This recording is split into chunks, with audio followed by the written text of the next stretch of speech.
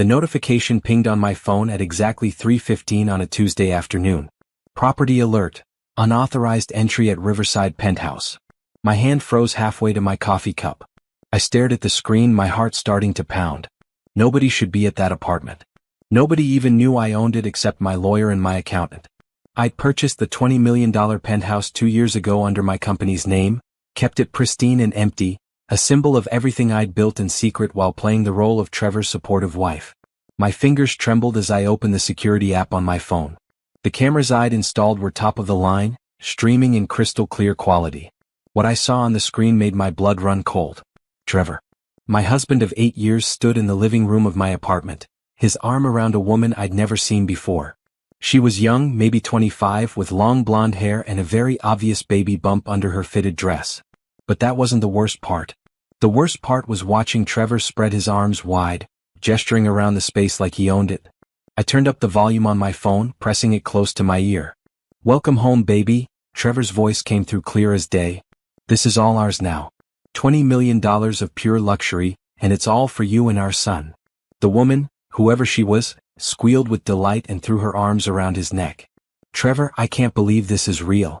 How did you manage to afford something like this? I thought you said money was tight because of the divorce proceedings." My stomach turned over. Divorce proceedings? What divorce proceedings? Trevor laughed, that charming laugh I'd fallen in love with a decade ago. "Let's just say I've been smarter than Gabrielle gives me credit for. While she's been busy playing consultant and traveling for work, I've been closing deals and making moves. This apartment is just the beginning. Once the divorce is finalized, we'll have everything we need. The company, the assets, everything." I had to grip the edge of my desk to keep from screaming. I sat in my private office, the one in the building I actually owned 3 blocks away from this apartment, and watched my husband promise another woman a future in a home that belonged to me. The woman walked to the floor-to-ceiling windows, her hand resting on her swollen belly. "It's so beautiful. I can't wait to bring our baby here.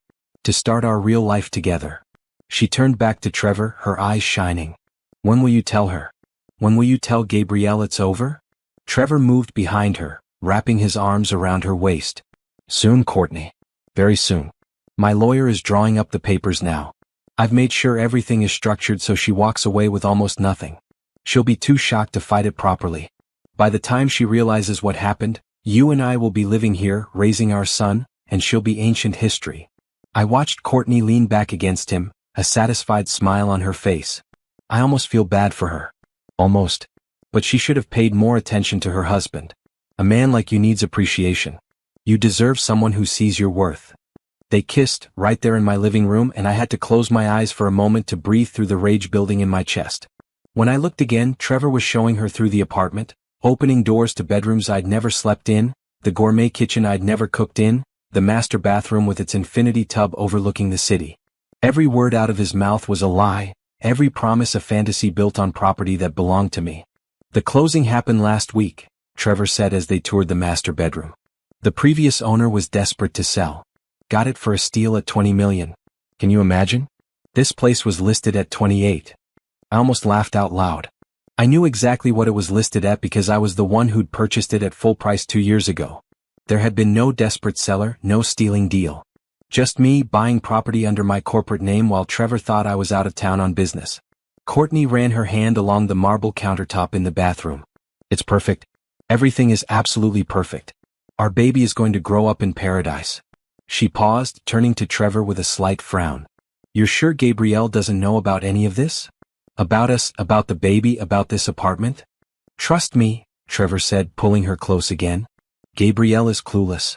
She's so focused on her little consulting gigs and her spreadsheets, she hasn't noticed I've been planning our future for months. She thinks I'm at the office late every night. She has no idea I've been with you building something real." I saved the video file, my hands steady now despite the fury coursing through my veins. My mind was already working, already calculating. Trevor thought he was smart. He thought he'd been playing me while building a secret life. What he didn't know was that while he'd been having his affair, I'd been building an empire. An empire he knew nothing about. The consulting work he thought was my cute little hobby? That was actually property acquisition and management. The business trips he thought were unnecessary? Those were closings on multi-million-dollar deals. The spreadsheets he mocked? Those tracked a real estate portfolio worth over $50 million, all built from the initial investment his family had given us 8 years ago. Money they'd entrusted to me to manage. Money they thought was sitting in safe, boring index funds. Money that had actually been turned into property after property after property, each one purchased under my corporation, each one completely separate from Trevor and our marriage. On my phone screen, Trevor and Courtney had moved back to the living room. They were opening a bottle of champagne.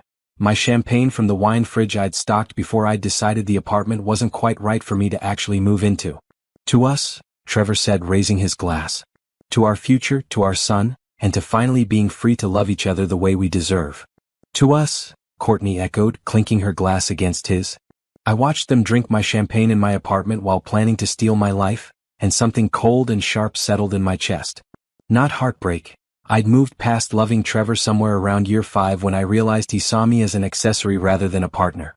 No, what I felt was clarity. Trevor wanted to play games with property and money? Fine. He just moved into the one piece of real estate that would destroy him. He just brought his pregnant mistress into the apartment that would expose everything. And the best part? He had absolutely no idea. I picked up my phone and dialed my lawyer. Patricia? It's Gabrielle. I need you to pull all documentation on the Riverside penthouse property. Every document, every closing paper, every piece of proof that I own it. Then I need you to start proceedings for something else. What do you need? Patricia asked, her voice all business. I smiled, watching Trevor kiss Courtney on my camera screen. I need you to help me destroy my husband's entire life. And I need it all to be completely legal. I'm listening, Patricia said. Good, I replied. Because class is now in session, and Trevor is about to learn what happens when you underestimate your wife. The coffee shop near my office had become my thinking spot over the years. I sat by the window now, laptop open, reviewing files that told a story Trevor would never believe. The story of how his oblivious wife had become wealthier than his entire family combined. It started 8 years ago, 3 months after our wedding. Trevor's parents had called us into their study, so formal and serious that I'd been nervous. His father had slid an envelope across the mahogany desk. We want to give you young people a proper start, he'd said. $500,000. Invest it wisely. Trevor had barely glanced at it. Thanks, Dad. We'll put it in stocks or whatever Gabrielle thinks is best. She's good with numbers. He'd said it dismissively, already thinking about the golf game he was missing. His mother had looked at me directly. Gabrielle, dear, we're entrusting this to you. Trevor has never been interested in financial planning. Make it grow. Keep it safe. I promised I would. What they didn't know was that I'd minored in finance and real estate in college. While Trevor had been coasting through business school on his family name, I'd been studying property markets, investment strategies, and wealth building. Not because I had any money of my own. I'd grown up in a small apartment with a single mother who taught me that financial independence was everything. That $500,000 was my chance.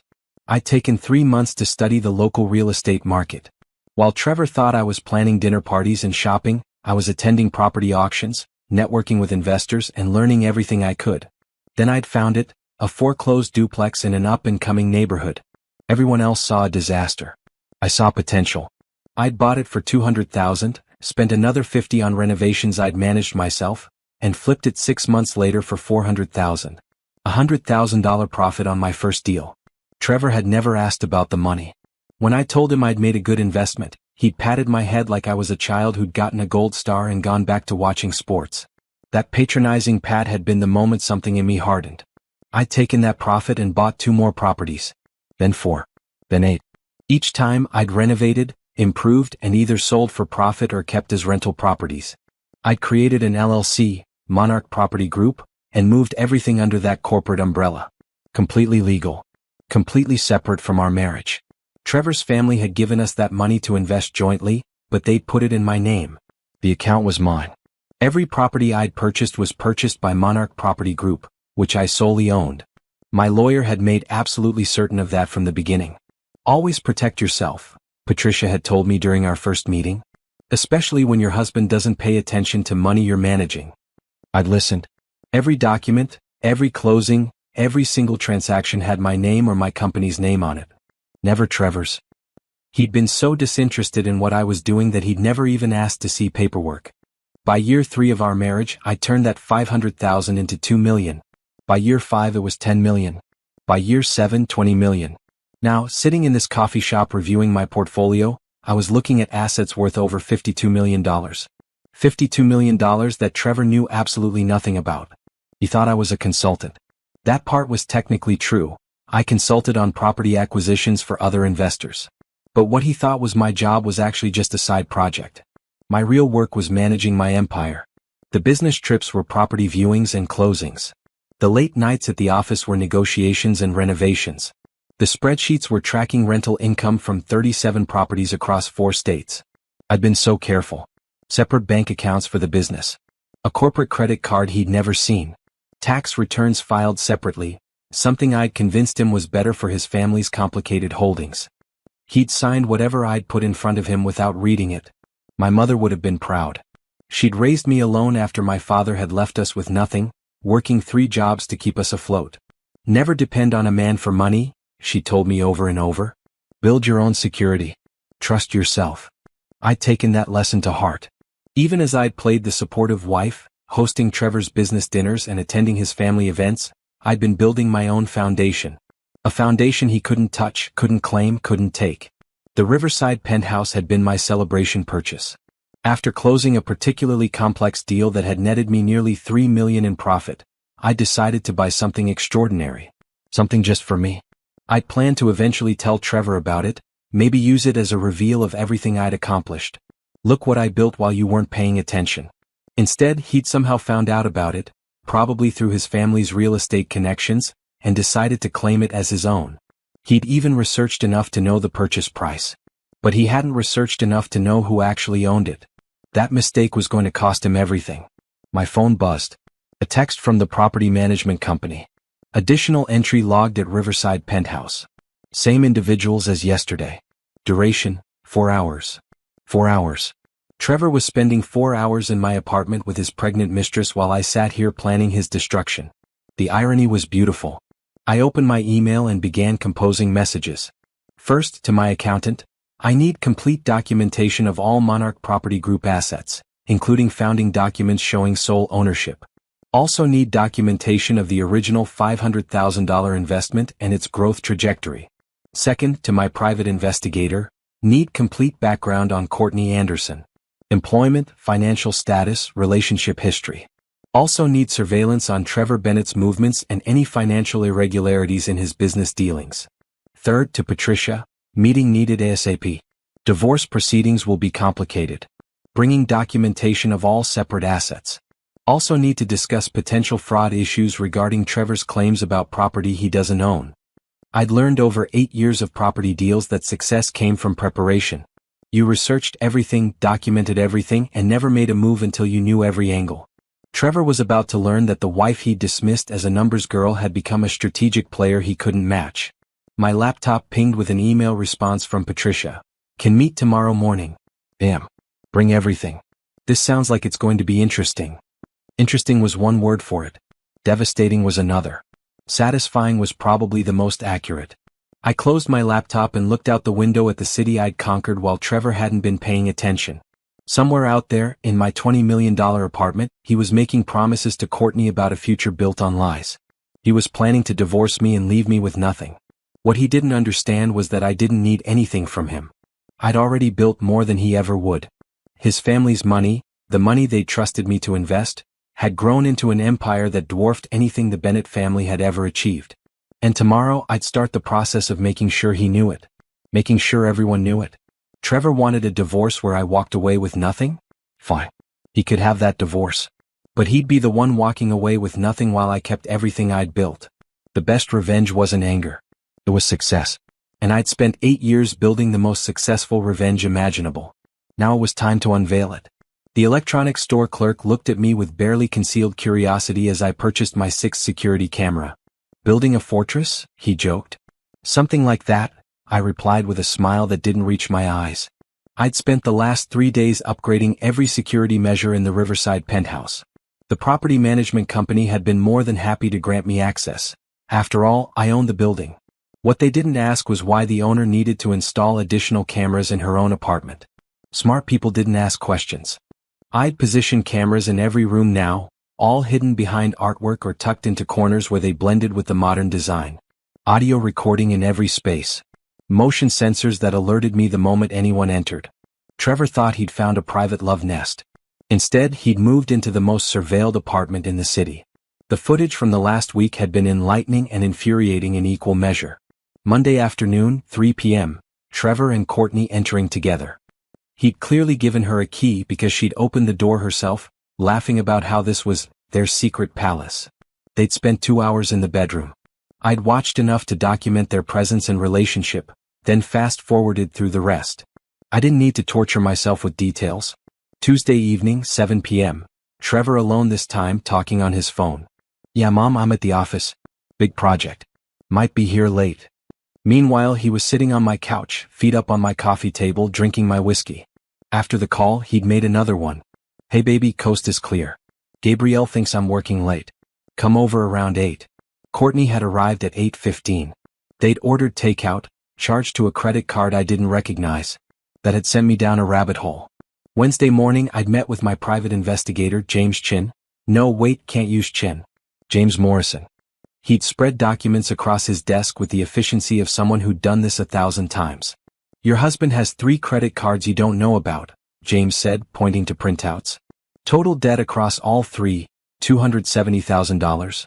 And that's just what I've found so far." My hands had gone cold. How is that possible? His family's company pays him nearly $300,000 a year. Which is where it gets interesting. James had slid another document toward me. I pulled his employment records. His salary was $300,000. Was past tense. 6 months ago, the board reduced it to $150,000 after some questionable expense reports.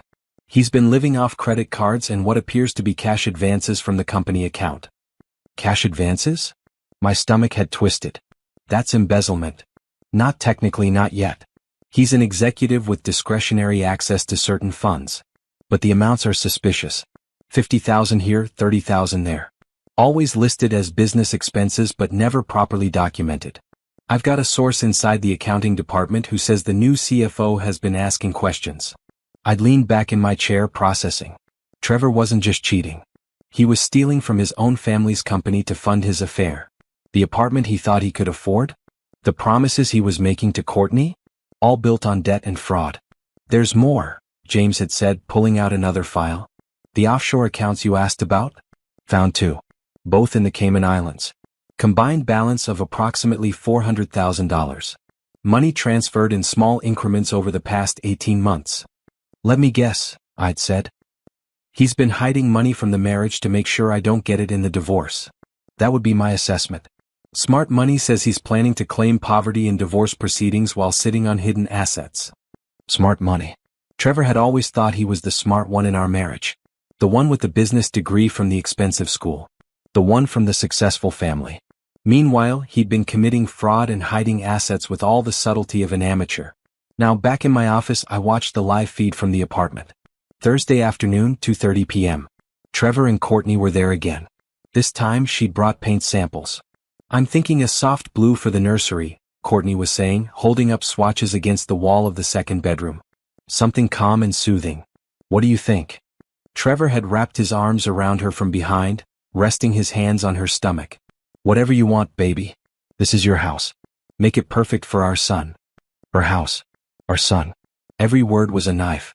Not because I wanted Trevor back. That ship had sailed years ago when I'd realized he saw me as a prop rather than a partner. But because of the casual cruelty of it. The assumption that he could just erase me, replace me, take what was mine and give it to someone else. Courtney had turned in his arms, her expression serious. "When will you tell her?" "Really tell her? The baby is due in 4 months. I don't want to be hiding when our son is born." "Soon," Trevor had promised.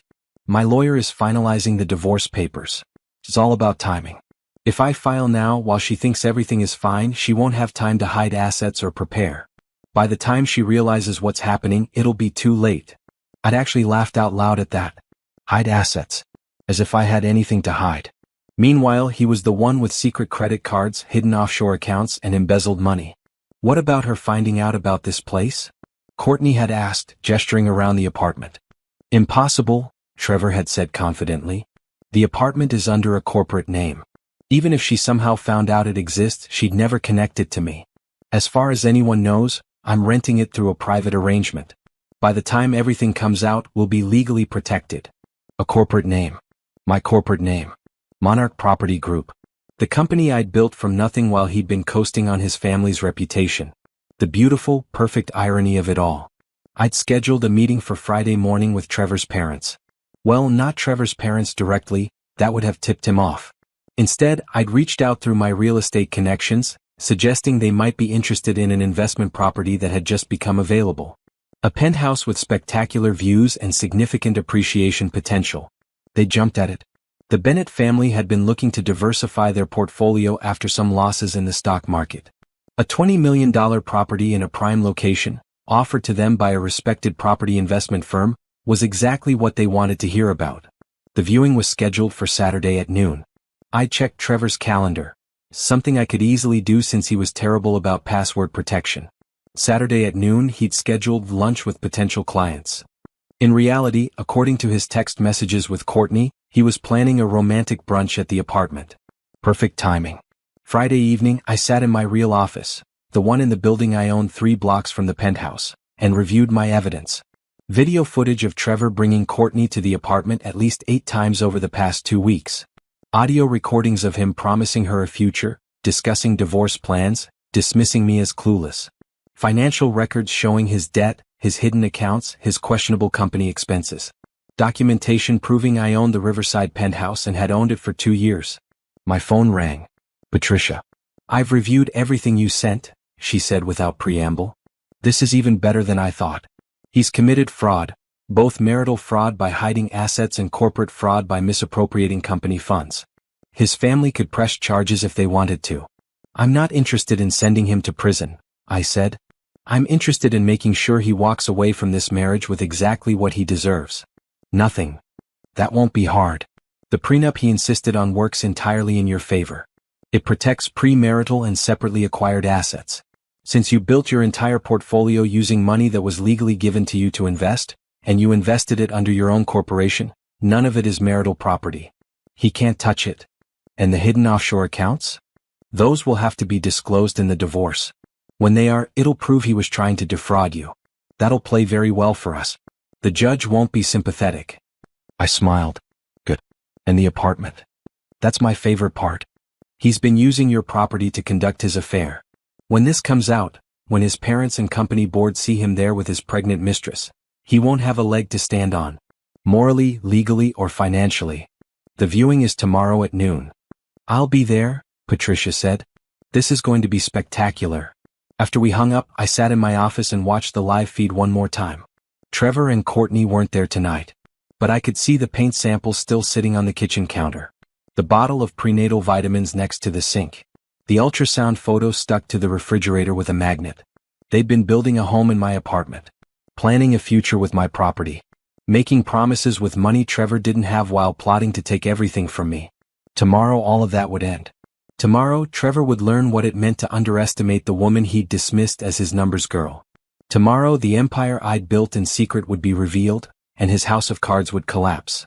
I saved all the footage one final time, backed it up to 3 separate secure locations, and sent copies to Patricia's encrypted server. Evidence preserved. Plans set. Trap baited. Now all I had to do was watch Trevor walk right into it. Saturday morning arrived cold and bright. I stood in my hotel room, a suite at the Four Seasons that cost more per night than Trevor knew I could afford, and selected my outfit with care. Charcoal gray suit, perfectly tailored. White silk blouse. Simple diamond earrings my mother had given me before she died. Professional. Powerful. Exactly who I'd become while Trevor wasn't paying attention. My phone showed 11:45 a.m. In 15 minutes, Trevor's parents and 3 board members from the Bennett family company would arrive at the Riverside penthouse for their private viewing. My property management company had sent confirmation texts throughout the morning. At 11:30, VIP guests confirmed for noon arrival.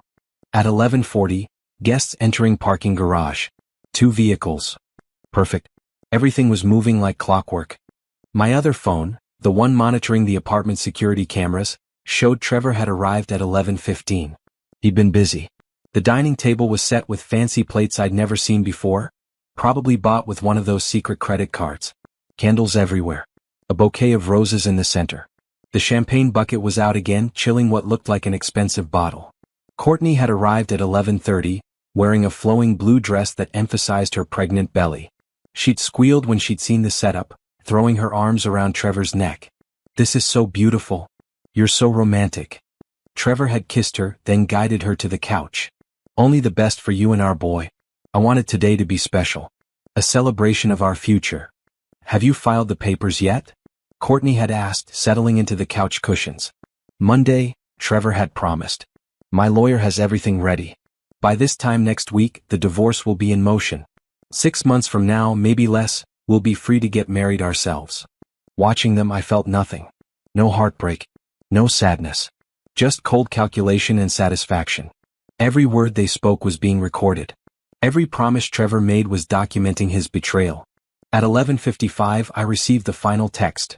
"Guests in elevator. Arriving at penthouse level." I pulled up the hallway camera feed on my phone. There they were. Trevor's parents, Robert and Margaret Bennett. 3 board members I recognized from company photos. James Peterson, Carol Zhang, and Thomas Wright. All of them dressed professionally, clearly taking this potential investment seriously. Patricia stood with them, playing her role as the property representative. "Thank you all for meeting on a Saturday. The owner is very selective about potential buyers and wanted to give you first opportunity before we list it publicly. 20 million is significant," Robert Bennett said.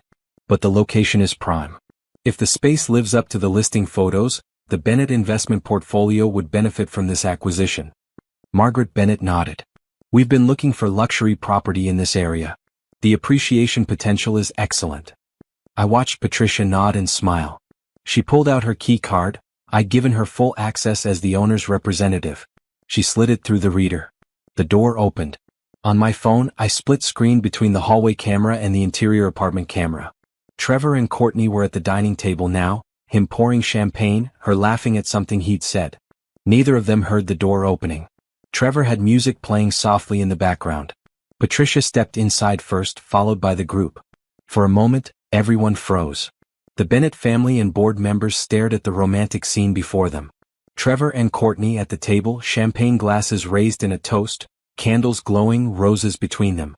Trevor's face went through several expressions in rapid succession. Confusion.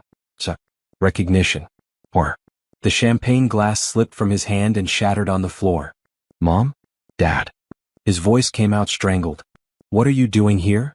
Robert Bennett's expression had gone from professional to furious in seconds. "What are we doing here?" "What are you doing here, Trevor?" "This is a property viewing for a potential investment." Margaret Bennett's eyes had landed on Courtney, specifically on her very pregnant stomach. Her face went pale. "Trevor, who is this woman?" Trevor stood, nearly knocking over his chair. I can explain. I'm looking at the property too. For investment purposes." "Investment purposes," Robert repeated, his voice deadly calm. "With champagne and roses and a pregnant woman who's clearly not your wife? Where is Gabrielle?" I'd been watching this unfold on my phone, timing my entrance perfectly. Now, I stepped out of the hotel room and got into my car. The Riverside penthouse was 7 minutes away. I'd planned this timing down to the second. Back on my screen, Trevor was stammering. "This is just a lunch meeting. Courtney she's a friend. A colleague. We were discussing a business opportunity." "A business opportunity," Carol Zhang said, her voice ice cold. "Trevor, the table is set for 2. There are roses. You're drinking champagne with a pregnant woman while your wife is God knows where. Don't insult our intelligence." Courtney had gone very quiet, shrinking back in her chair. She looked between Trevor and his parents, clearly realizing something had gone very wrong. Patricia stepped forward, her voice professional and clear. "Perhaps I can clarify the situation.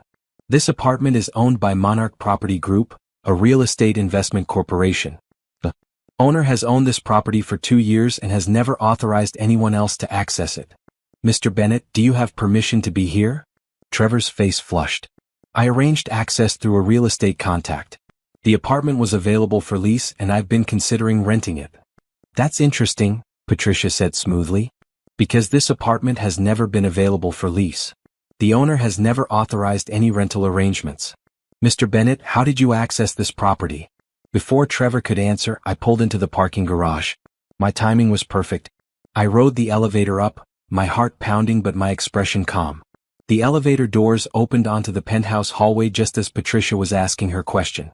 I walked toward the open apartment door, my heels clicking on the marble floor. I can answer that question, I said, stepping into the doorway. Every head turned toward me. Trevor's mother gasped. The board members looked confused. Courtney's eyes went wide. Trevor himself looked like he might pass out. Gabrielle, he whispered. Hello, Trevor. I walked into the apartment, my apartment, with my head high. Enjoying the space? I've always thought the natural light in here was spectacular. What are you doing here? Trevor's voice cracked on the words. I smiled at Trevor's parents. Mr. and Mrs. Bennett, it's good to see you. I apologize for the confusion. Let me introduce myself properly. I turned to Patricia. I'm Gabrielle Bennett, sole owner of Monarch Property Group and the owner of this apartment. Patricia works for my company. The silence in the room was absolute. Trevor had gone white as paper. Margaret Bennett spoke first, her voice shaking. Gabrielle, dear, I don't understand. You own this apartment. I do. I purchased it 2 years ago as part of my real estate portfolio. I've owned it outright since the closing. I walked further into the space, gesturing around. I invested the $500,000 your family so generously gave us 8 years ago. Turned it into what's now a $52 million property empire. This apartment was one of my prize acquisitions. Robert Bennett stared at me. You've built a $50 million portfolio? From the money we gave you to invest. $52 million as of last quarter, yes. I've been meaning to show you the returns, but Trevor always said you preferred not to be bothered with details. I have all the documentation, of course. Every property purchased, every transaction completed, all under my corporation. I can provide complete transparency on how your initial investment grew. Your corporation, Thomas Wright said slowly. Not a joint investment? That's correct. The money was given to me to invest. I invested it well. Very well. All legally under my name and my company. I pulled out my phone and opened a file, handing it to Robert Bennett. Here's a summary of the portfolio. You'll notice the Riverside penthouse at the top of the list. Purchase price, $20 million. Current appraised value, $24 million. Purchased on March 15th, 2 years ago. While Robert Bennett scrolled through the document, his expression shifting from shock to something like awe, I finally looked directly at Trevor. So you see, darling husband, when you told Courtney that you'd closed on this apartment last week, that was incorrect. When you told her you'd gotten it for a steal at $20 million, that was also incorrect. And when you promised her this was going to be your home together, that was perhaps the most incorrect statement of all. Because this apartment has always been mine. Courtney stood up abruptly, her chair scraping against the floor. Trevor, what is she talking about? You said you bought this place. You said it was ours. Trevor couldn't seem to form words. Let me save you the trouble of lying, I said, my voice pleasant but sharp as glass. Trevor doesn't own this apartment. He doesn't own any apartment. What Trevor does own is approximately $270,000 in credit card debt, 2 offshore bank accounts with hidden money, and a very thorough paper trail of embezzled funds from his family's company. Isn't that right, darling? Margaret Bennett had tears in her eyes now. Trevor, tell me this isn't true. Tell me you haven't been stealing from the company. I haven't been stealing, Trevor said desperately. Those were legitimate business expenses. James Peterson pulled out his own phone. I'd like to see documentation of those legitimate business expenses. Because our new CFO flagged nearly $300,000 in discretionary withdrawals with inadequate documentation over the past 18 months. I think we need to have a serious conversation about this, Trevor. Trevor turned to me, his expression shifting to anger. You set this up. You brought them here on purpose.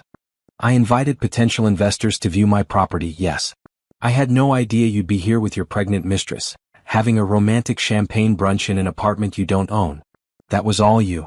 Courtney was backing toward the door now, tears streaming down her face. You lied to me. About everything. About the apartment, about the money, about... She pressed her hand to her stomach.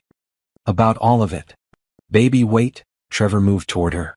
Don't call me that, Courtney sobbed. You're still married. You lied about having money. This isn't even your apartment. What else have you lied about? She ran out of the apartment, her heels clicking rapidly down the hallway. Trevor started after her, but his father's voice stopped him cold. Trevor William Bennett, you stay right there. Trevor froze. I'd never heard Robert Bennett use that tone before, cold and commanding and absolutely furious. You will sit down, Robert continued. You will explain yourself. And then you will listen very carefully to what happens next. Trevor sat, all the fight draining out of him. He looked small suddenly, sitting in my expensive chair at my expensive table in my expensive apartment that he tried to claim as his own. I remained standing, Patricia beside me. The board members gathered around the table. Margaret Bennett stood by her husband, one hand pressed to her mouth. I think, Patricia said quietly, we have a lot to discuss. And I think Trevor has a lot of explaining to do. But first, let's be clear about something. Gabrielle owns this apartment. She owns this building. And based on what I'm hearing, she owns a lot more than anyone in this room realized. Robert Bennett looked at me with something like respect mixed with shock. You built all this?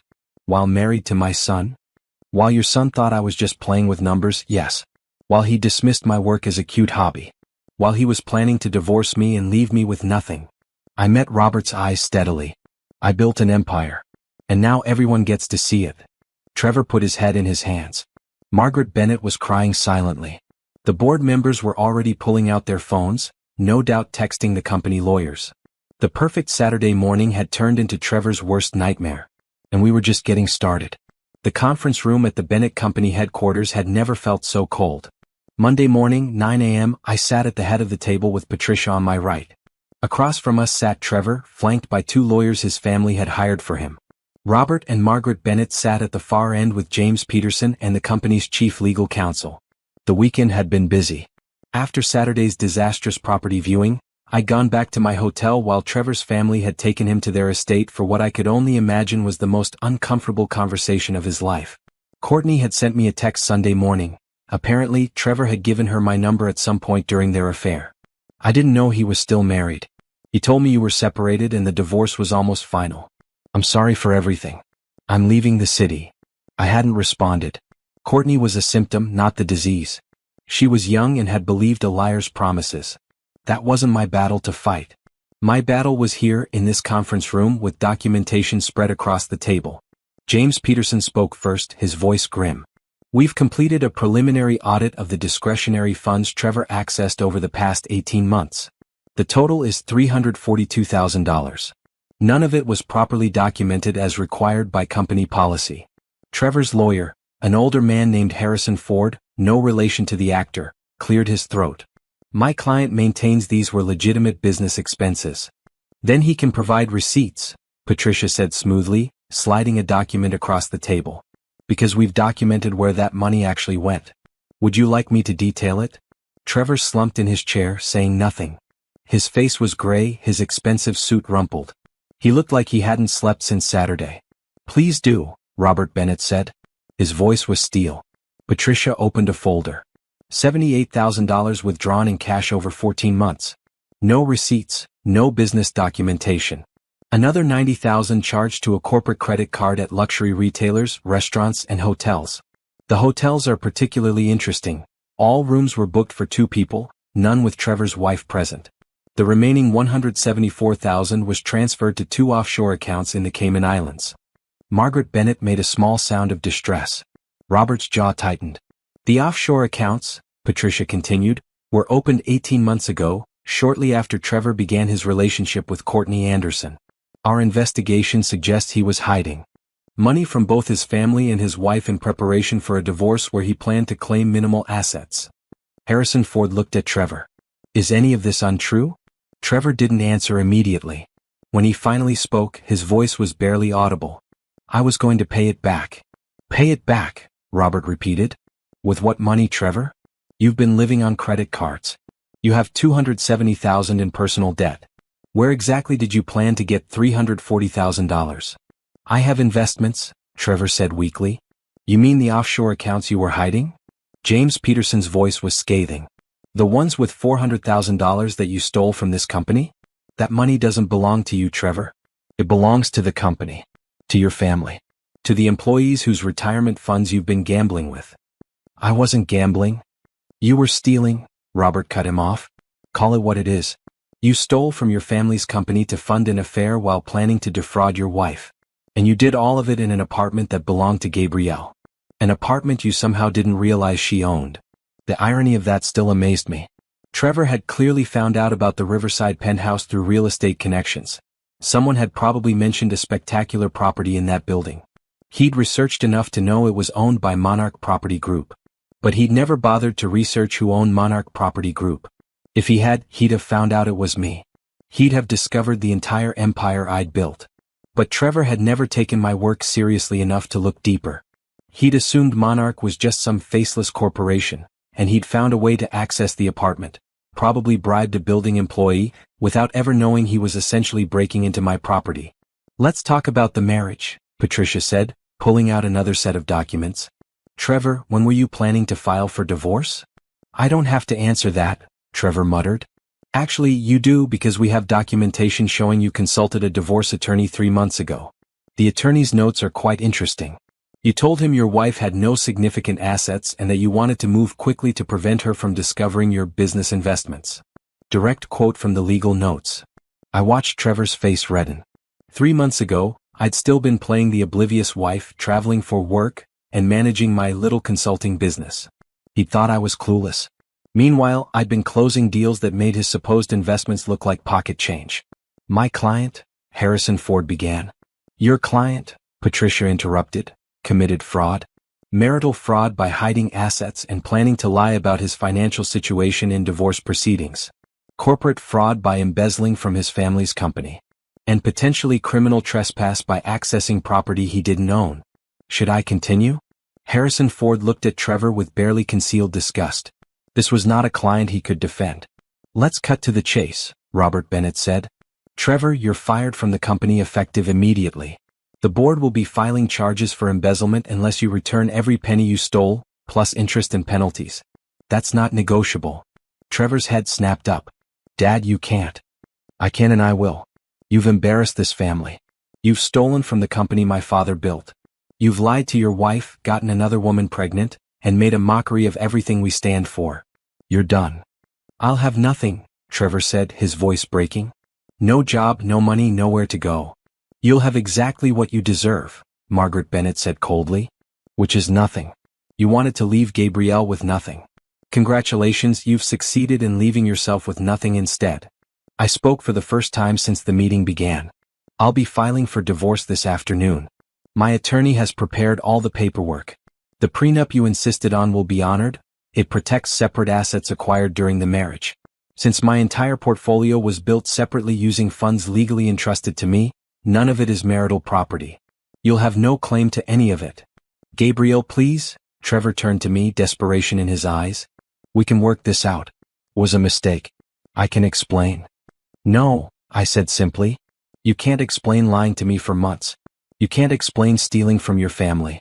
You can't explain bringing your pregnant mistress into my apartment and promising her my life. There's no explanation that makes any of that acceptable. But we've been married for 8 years. Yes, we have. 8 years during which you dismissed my work, patronized my intelligence, and assumed I was too stupid to notice you were planning to destroy me. 8 years during which I built an empire you knew nothing about because you never bothered to actually see me." I stood, gathering my papers. "The divorce papers will be served tomorrow. The prenup is ironclad, so I don't anticipate this taking long. I'll keep everything I built. You'll keep the debt you've accumulated and the consequences of your choices." "What am I supposed to do?" Trevor asked, and for the first time, I heard genuine fear in his voice. "I don't know," I said honestly. "Figure it out.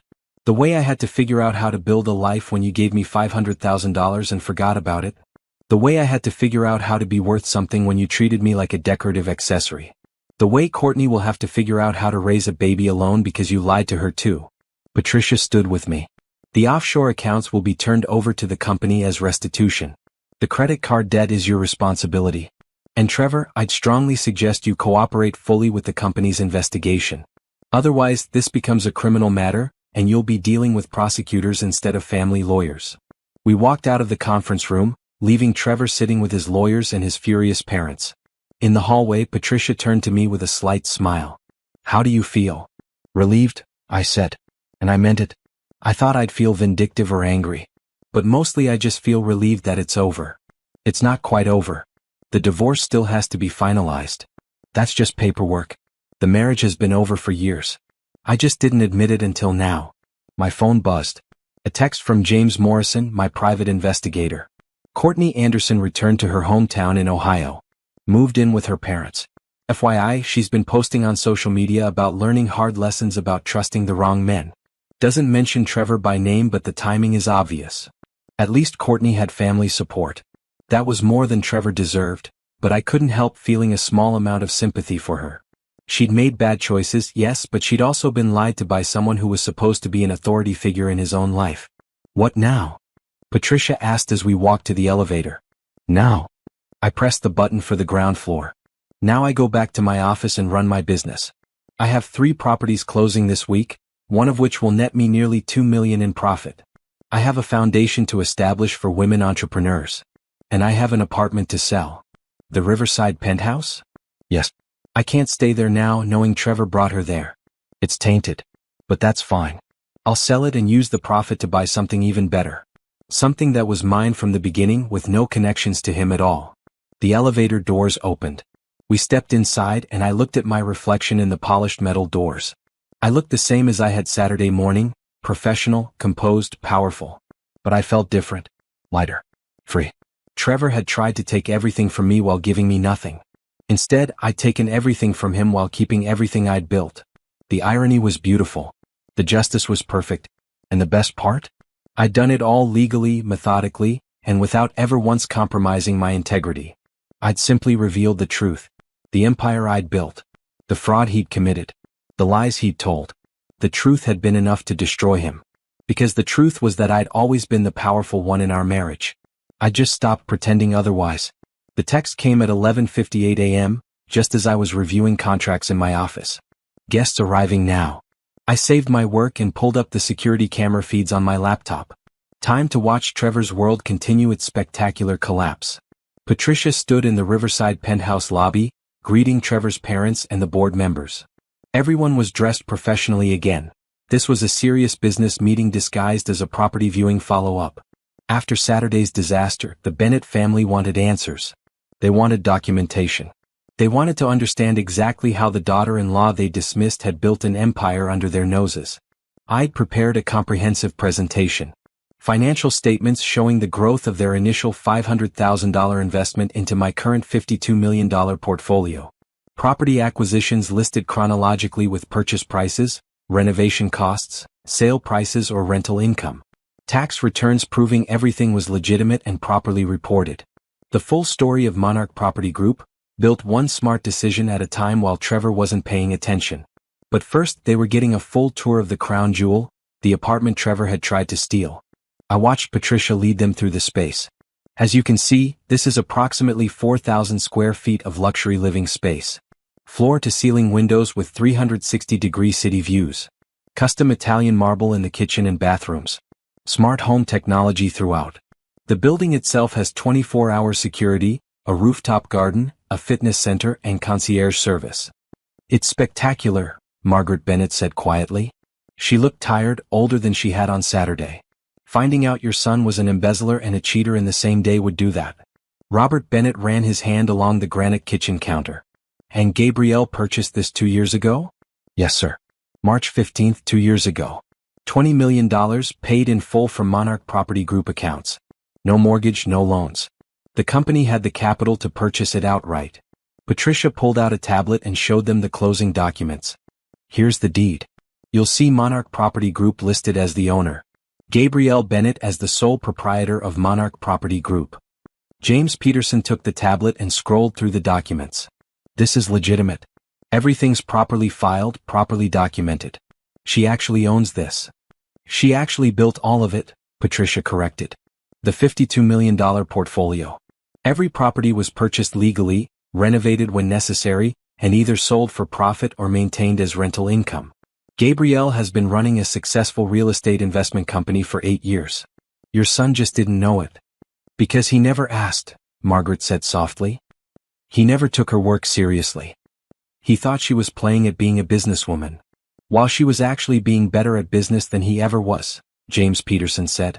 There was respect in his voice now. This portfolio is extraordinary. The return on investment is nearly 10,000% over 8 years. That's remarkable even by aggressive investment standards. Patricia smiled.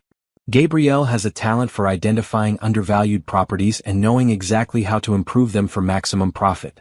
She also has excellent timing, buying before neighborhoods appreciate, selling at market peaks.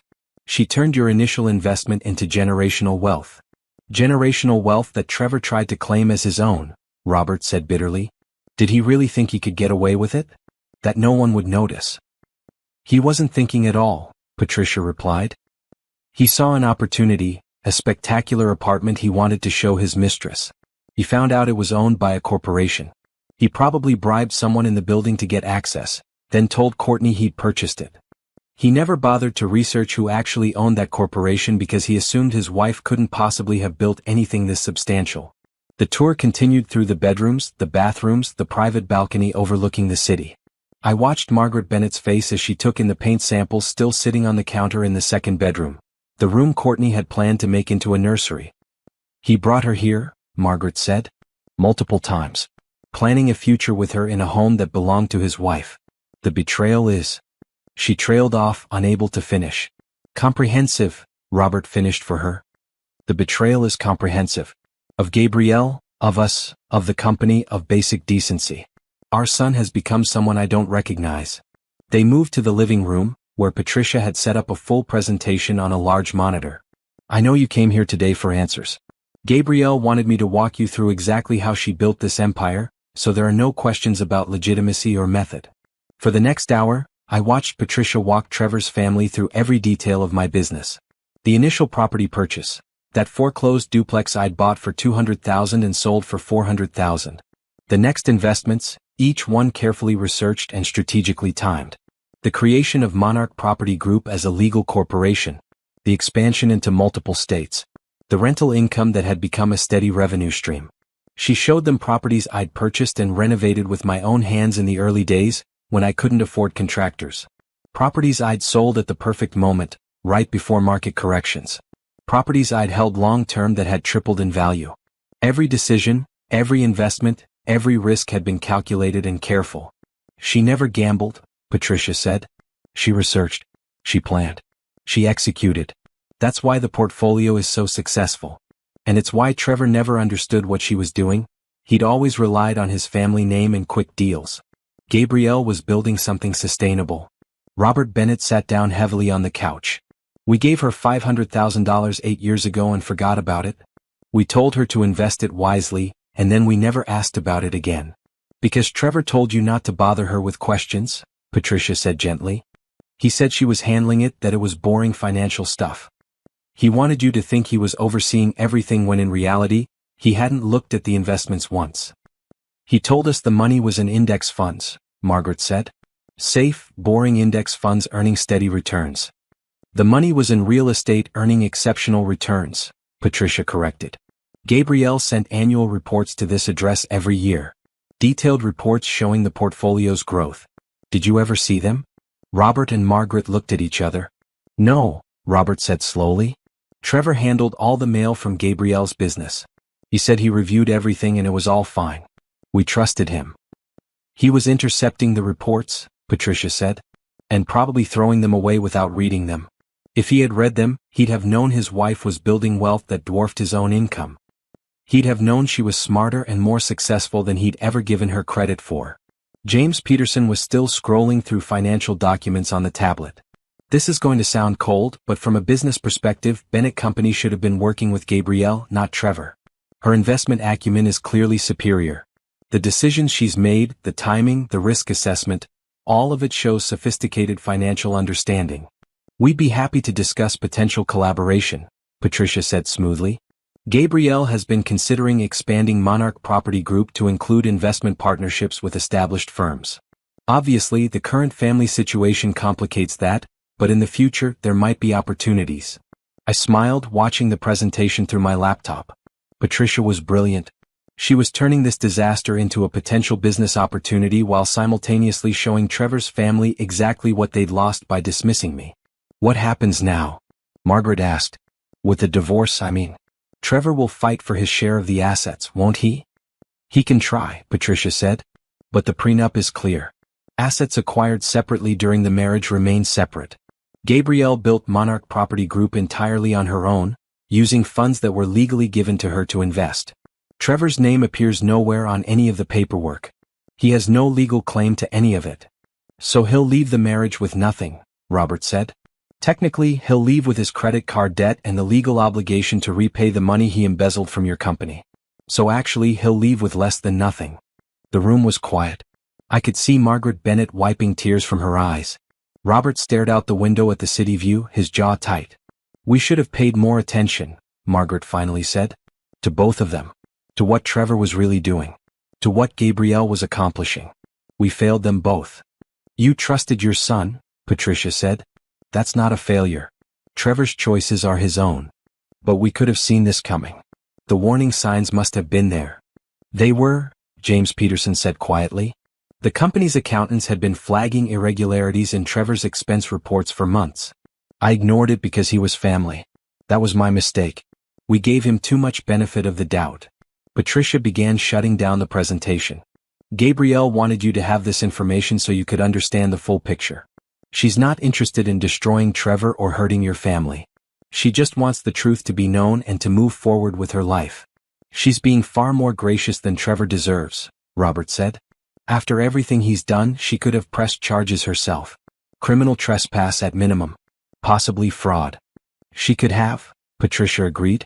But that's not who she is.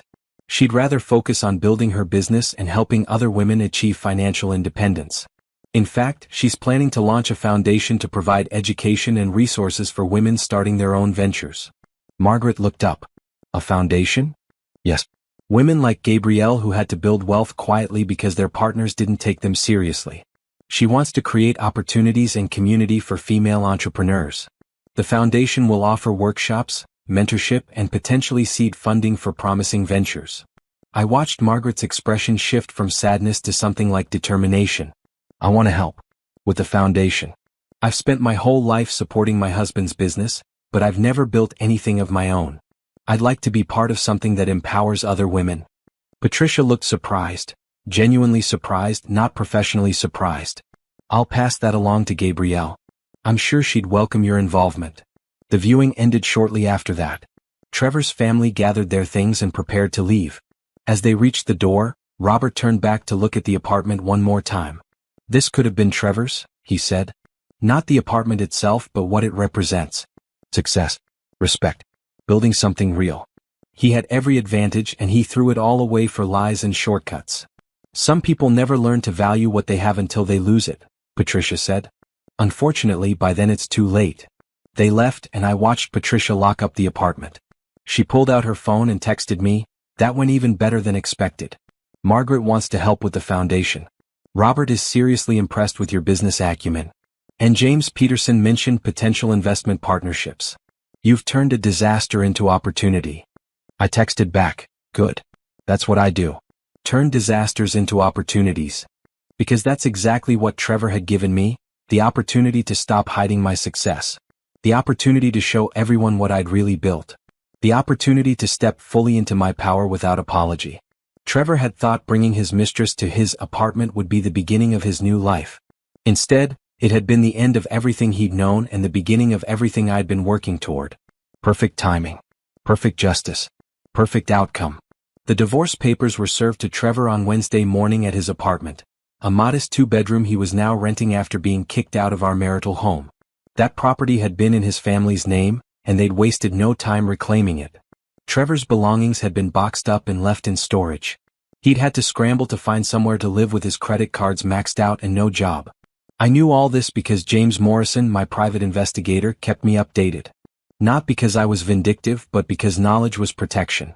I needed to know if Trevor was planning any kind of retaliation or legal challenge. According to James, Trevor had spent the first 2 days after our confrontation trying to reach Courtney. She'd blocked his number. He tried to access the Riverside penthouse again and had been stopped by security. I'd made sure everyone in that building knew Trevor Bennett was not authorized on the property under any circumstances. He'd even tried to go to his parents' house and had been turned away at the gate. Now, sitting in my office reviewing the divorce paperwork, I felt nothing but relief. The papers were straightforward. No contest, no fight, just the clean division that the prenup stipulated.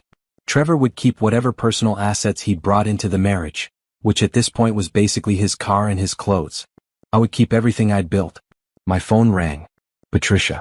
The papers were delivered, she confirmed. Trevor signed them within an hour. No arguments, no requests for negotiation. He knows he has no ground to stand on. How long until it's final? In this state, with both parties agreeing and no contested assets, we can have it done in 3 months. Maybe less if we push. 3 months. After 8 years of marriage, 3 months to make it officially over. The math felt wrong somehow, but life was rarely proportional. There's something else, Patricia said, her tone shifting. I got a call from Trevor's attorney this morning. Harrison Ford wants to meet with us. Says Trevor wants to talk. Talk about what? There's nothing to discuss. That's what I said. But Harrison was insistent. He says Trevor has information he thinks you need to know. Something about protecting yourself. I frowned. That sounds like a trap. That's what I thought too. But Harrison seemed genuine. And honestly, what can Trevor do at this point? He has no leverage, no power, nothing to negotiate with. It might be worth hearing what he has to say. Against my better judgment, I agreed. We scheduled the meeting for Friday afternoon at Patricia's office. Neutral territory where I'd have my attorney present and everything would be recorded. Friday arrived cold and rainy. I dressed in my favorite charcoal suit again, armor for whatever this meeting would bring. Patricia's office was in a sleek high-rise downtown, all glass and steel and impressive city views. The conference room where we met was deliberately intimidating, designed to remind clients that Patricia was not someone to mess with. Trevor arrived exactly on time with Harrison Ford. He looked terrible. The expensive suit he wore hung loose on him like he'd lost weight. His face was drawn, dark circles under his eyes. He wouldn't meet my gaze when he entered the room. Thank you for meeting with us, Harrison said formally. We all sat, Trevor and Harrison on one side of the table, Patricia and me on the other. Let's make this quick, Patricia said. What information does Trevor supposedly have that my client needs to know? Trevor finally looked up at me. I want to start by saying I'm sorry. For everything. The affair, the lies, the apartment, all of it. I was wrong. Spectacularly wrong. I said nothing. An apology wasn't why we were here. Trevor continued, I know you don't want to hear this from me, and I don't deserve your forgiveness. But there's something you need to know. Something that's going to come out, and I wanted you to hear it from me first. Get to the point, Patricia said sharply. Harrison opened a folder and slid a document across the table. This is a report from the Bennett Company's forensic accountant. It details all of Trevor's financial improprieties over the past 18 months. The embezzlement, the hidden accounts, all of it. We know about all of this already, I said. You know about the $342,000, Trevor said. What you don't know is that the company is planning to press criminal charges. They're not giving me the option to just pay it back anymore. My father wants me prosecuted. I felt no sympathy. You stole from your family's company. That's a crime. Of course there are consequences. I know, and I deserve it. But here's what you need to understand. When this goes to trial, everything comes out. All the financial records, all the investigations, all of it becomes public. Including details about the money my parents gave us 8 years ago. I went still. What about it? Harrison spoke carefully. The $500,000 the Bennett family gave to Trevor and Gabrielle was technically a loan, not a gift. The paperwork from 8 years ago lists it as a loan to be repaid over time, interest-free, but still legally structured as a loan. That's not true, I said immediately. It was a gift. Trevor's father said it was to give us a proper start. Verbally, yes, Harrison said. But the legal documents say otherwise. The Bennett family's attorneys were very careful about the paperwork. All family money disbursements are structured as loans for tax purposes. It's standard practice for wealthy families. Patricia was already pulling out her own files. Let me see that original documentation. Harrison slid over more papers. Patricia read through them, her expression darkening. After several long minutes, she looked at me. They're right. It's structured as a loan. Repayment terms are vague, basically at the family's discretion, but it's definitely a loan, not a gift. My mind raced. So what does that mean? It means, Trevor said quietly, that technically you owe my family $500,000. And when the criminal trial happens, my father's attorneys are going to use every possible angle to recover money. They're going to come after that loan repayment. They're going to claim that the $52 million you built was built using money that wasn't legally yours to invest. That's not true, I said, anger rising. They gave me that money to invest. They told me to make it grow. I did exactly what they asked. I know, Trevor said. And I've tried to explain that to my father. But he's furious. Not just at me, at everyone. He feels betrayed by both of us. And his lawyers are telling him that if he pursues the loan repayment, he could potentially claim a percentage of your portfolio since it was all built from that original investment. That's ridiculous, Patricia said. The statute of limitations on debt collection. There is no statute of limitations on documented loans between family members, Harrison interrupted. I checked. And the Bennett family's documentation is very thorough. I looked at Trevor. Really looked at him. Why are you telling me this? Because you deserve to know what's coming. Because for all my failures, I don't want you to be ambushed by my father's attorneys. And because, he took a breath. Because you built something extraordinary and it would be wrong if my mistakes destroyed that too.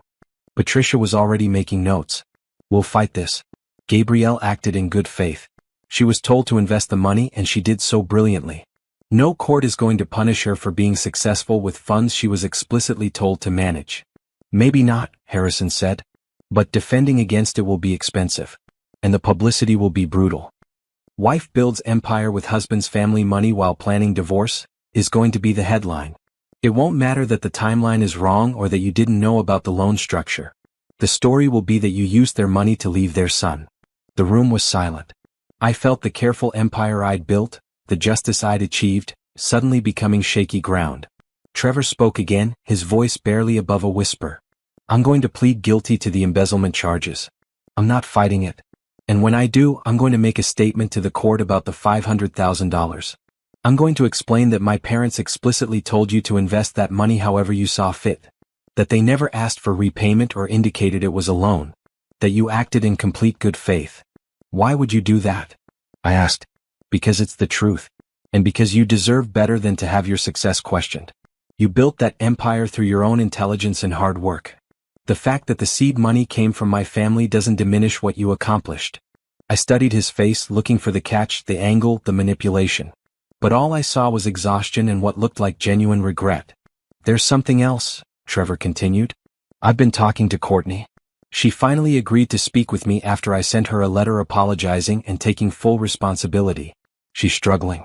Single, pregnant, living with her parents in a small town where everyone knows what happened.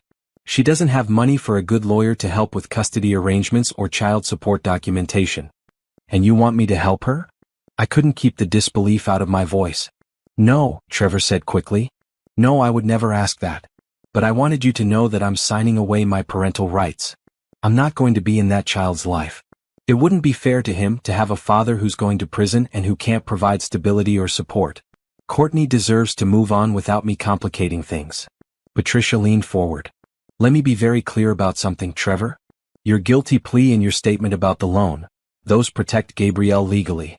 But they also mean you're going to prison for a very long time. Embezzling over $300,000 from a family business carries serious penalties. You understand that? I understand, Trevor said. I deserve it. I stole from my family. I betrayed my wife. I lied to a woman who trusted me and got her pregnant under false pretenses. Prison is probably the least of what I deserve. And the statement you make about the loan, Patricia continued, that can't be contingent on anything. You can't expect Gabrielle to help you or advocate for you or do anything in return. You make that statement because it's true, not because you want something from her. I don't want anything from her, Trevor said. I just want to do one thing right before everything crashes down. We talked for another hour, going through details and documentation. Harrison Ford provided copies of everything. The loan paperwork, the forensic accounting reports, the emails between Trevor and the company attorneys. Patricia made arrangements to coordinate with Trevor's legal team about the timing of his guilty plea and statement. When the meeting finally ended, Trevor and Harrison left first. I sat in the conference room with Patricia, trying to process everything. Do you believe him? I finally asked. Patricia was quiet for a long moment. I think he's reached the end of his rope and realized that destroying you doesn't save him. Whether that's actual remorse or just pragmatism, I can't say. But the statement he's offering to make, that could save you a lot of legal headaches. But I still owe $500,000 to his family. Technically, yes. But after Trevor's statement, after the courts hear that you invested in good faith with explicit instructions from the Bennett family, no judge is going to force you to hand over a percentage of your portfolio. At worst, you'll have to repay the original $500,000. Which, given your current net worth, is manageable. Manageable. I turned that money into $52 million, and now I might have to give back the original investment. It felt like losing, even though mathematically I was still coming out incredibly far ahead. What happens now? I asked. Now you go back to running your empire. Trevor faces his consequences. And we make sure your foundation launches on schedule. Don't let this derail what you've built, Gabrielle. You did nothing wrong. You took money you were told to invest and you invested it brilliantly. That's not a crime. That's not even morally questionable. That's just success. I wanted to believe her.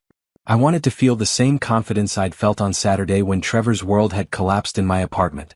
But the reality was more complicated now. The story wasn't as clean. The victory wasn't as absolute. Trevor was going to prison, yes. But I was going to spend the next year defending my success, explaining my choices, and possibly writing a $500,000 check to a family that had dismissed me for 8 years. Life, it turned out, was rarely as simple as the revenge fantasy. Justice was rarely as clean as I'd imagined. And winning sometimes meant accepting that you'd won less than you'd thought you had. But I'd still won. Even with complications, even with legal battles ahead, I'd still built something extraordinary from nothing. I'd still proven everyone who'd underestimated me wrong. And I was still standing when Trevor's world had crumbled. That would have to be enough. 6 weeks had passed since the meeting in Patricia's office. 6 weeks of legal proceedings, media attention, and careful reputation management. Trevor's guilty plea had made headlines. Bennett family heir pleads guilty to embezzling over $300,000, ran in the business section of every major paper. But his statement to the court had also made news. Standing before a judge, dressed in a cheap suit he'd bought from a discount store, Trevor had explained about the $500,000 investment. My family gave Gabrielle Bennett money to invest 8 years ago, he'd said, his voice steady despite the cameras. They told her to make it grow, to manage it wisely. They never indicated it was a loan. They never asked for accounting of how she used it. She believed it was a gift to both of us, a start to our married life. She invested that money with extraordinary skill and built it into something remarkable. The fact that I later betrayed her, that I stole from my own family, that I lied to everyone around me, none of that diminishes what she accomplished. She acted in complete good faith with funds she was explicitly told to manage. The statement had taken the wind out of Robert Bennett's legal team. They'd planned to pursue the loan repayment, to argue that my portfolio had been built on their money. But with Trevor's public statement, with his admission that I'd been told to invest the money however I saw fit, their case had weakened significantly. Patricia had negotiated a settlement. I would repay the original $500,000, but nothing more.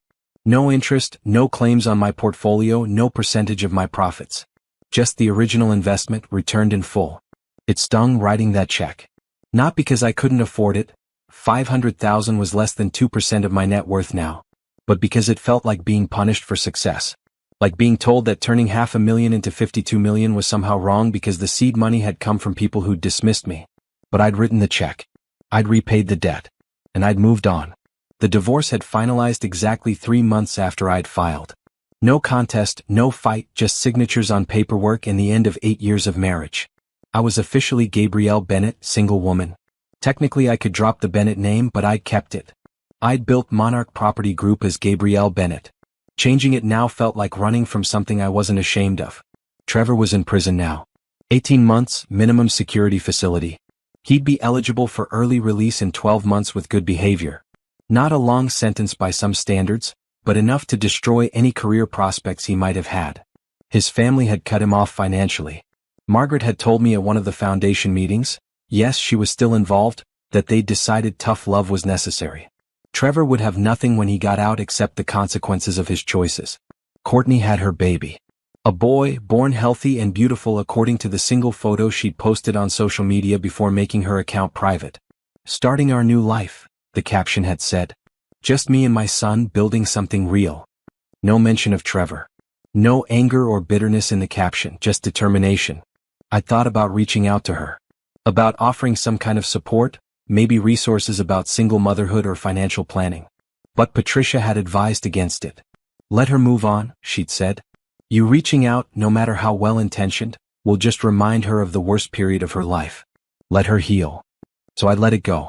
Courtney would figure out her path the same way I'd figured out mine, through necessity and determination and the refusal to let one bad man define her entire life. The Riverside penthouse had sold quickly once I'd listed it. $24 million, a $4 million profit from my original purchase. The buyer was a tech executive relocating from California who'd fallen in love with the views and the building's amenities. The closing had been bittersweet. That apartment represented both my greatest success and my worst betrayal. Selling it had felt like closing a chapter. With the proceeds, I'd purchased something better. A stunning modern house in the hills outside the city, all glass and light and privacy. 5 bedrooms, 4 bathrooms, an office for my work, and a guest house that I was converting into a teaching space for the foundation workshops. It was mine from the start, no complicated history, no tainted memories. Just clean space where I could build the next phase of my life. The foundation had officially launched last month. Monarch Rising, Empowering Women Entrepreneurs. The name had come to me one night while reviewing business plans. Monarch like my company. Rising like what I'd done and what I wanted other women to do. Margaret Bennett had thrown herself into the foundation work with surprising energy. She donated a significant amount of her personal money, not family money, she'd been very clear about that, but her own inheritance that she'd always kept separate. She attended every workshop, mentored several of the women, and had become an advocate for financial independence within her social circle. I spent 40 years supporting my husband's business, she told me over coffee one morning. I was the perfect corporate wife. Hosted dinners, made connections, smiled at investors. But I never built anything that was mine. Watching you made me realize what I'd missed. It's not too late, I'd said. You're building this with me now. I am. And it feels good. It feels like I'm finally doing something that matters beyond looking good in photographs. The foundation had helped 12 women launch businesses in its first month. Small ventures mostly, a catering company, a boutique, an online store selling handmade jewelry. But each one represented a woman taking control of her financial future. Each one was a seed that could grow into something substantial. I was teaching a workshop on property investment next week. 20 women had signed up, eager to learn how to buy their first rental property or flip their first house. I'd been preparing the curriculum for weeks, trying to distill 8 years of learning into practical steps someone could actually follow. The publicity around Trevor's case had been challenging but ultimately beneficial for the foundation. Wife builds $52 million empire while husband embezzles and cheats had been the basic narrative. The story had resonated with people, particularly women who'd been dismissed or underestimated by their partners. I'd done a few interviews carefully selected with Patricia's approval. A business magazine profile titled, The Quiet Success. A podcast about women in real estate. A television appearance on a morning show where the host had been more interested in the dramatic betrayal story than my business acumen, but I'd steered it back to talking about financial independence. The best revenge is success, I'd said on that show. Not because you're trying to hurt anyone, but because building something meaningful for yourself is more satisfying than tearing someone else down. The clip had gone viral. Apparently that sentiment had struck a chord. Now, sitting in my new home office with paperwork spread across my desk, I reviewed the latest portfolio statements. $51 million, technically down from 52 after repaying the Bennett family. But I was already making that back. 2 new properties were under contract, both with significant profit potential. Rental income was steady across all my properties. The foundation was growing. Everything I'd built was intact. Better than intact, it was expanding. My phone rang. I checked the caller ID and smiled. Hey Daniel. Hey yourself. Still on for dinner tonight? Absolutely. 7 o'clock. Perfect. I'll pick you up. Daniel. That had been an unexpected development. We'd reconnected 3 months ago when I'd hired his contracting company to renovate the guest house at my new property. He'd been professional and skilled, but more than that, he'd been genuinely interested in my work. He'd asked questions about property investment, about the foundation, about my plans for the future. He'd listened to my answers like they mattered. We'd gone for coffee after the renovation was complete. Then dinner. Then a weekend trip to the coast where we'd walked on the beach and talked about everything and nothing. It wasn't serious yet. Maybe it wouldn't become serious. But it was easy and comfortable and respectful in a way my marriage to Trevor had never been. Daniel saw me as an equal. More than that, he saw me as someone remarkable. Not because I'd survived betrayal, but because I'd built something extraordinary from opportunity. He respected my ambition. He celebrated my success. And he never once tried to diminish what I'd accomplished. Different from Trevor? Patricia had asked one day when I'd mentioned him. Completely, I'd said. Trevor wanted an accessory. Daniel wants a partner. I wasn't rushing into anything. My divorce was still fresh, my life was still rebuilding. But having someone who genuinely supported what I was doing felt good. It felt healthy. It felt like what I deserved after years of being dismissed. An email notification pinged on my laptop. A message from the Foundation's program director. Gabrielle, you need to see this application for the business grant program. This woman's story is incredible. I opened the attachment. The application was from a woman named Rachel, 42 years old, recently divorced, with a business plan for a consulting firm helping other women navigate separation and rebuild their financial lives. Her story was familiar. Husband who'd controlled the finances, who'd made her feel incompetent, who'd tried to leave her with nothing. But she'd fought back, learned about money and investing, and wanted to help others do the same. I read through her detailed business plan, impressed by the research and thought she'd put into it. At the bottom of the application, she'd written a personal statement. I saw Gabrielle Bennett's interview where she talked about success being the best revenge. That resonated with me because I realized I'd been so focused on what my ex-husband took from me that I hadn't thought about what I could build for myself. This business plan represents my future, not defined by what I lost but by what I'm creating. I want to help other women realize they have more power than they think they do. Just like Gabrielle showed all of us. I sat back in my chair, something warm expanding in my chest. This was why the foundation mattered. Not just because I could afford to fund it, but because my story, messy and complicated and imperfect as it was helping other women see possibilities they hadn't seen before. I replied to the program director, approve the grant, and ask Rachel if she'd be willing to speak at our next workshop. I think our participants would benefit from hearing her story. My phone rang again. Margaret Bennett. Gabrielle, darling, I have wonderful news. The corporate sponsorship from Henderson Group came through. They're committing $2 million over 3 years to the foundation. That's fantastic. It is. And there's more. Henderson Group's CEO wants to meet with you personally. She's interested in discussing potential real estate investments with Monarch Property Group. Apparently she's been following your success. Another opportunity.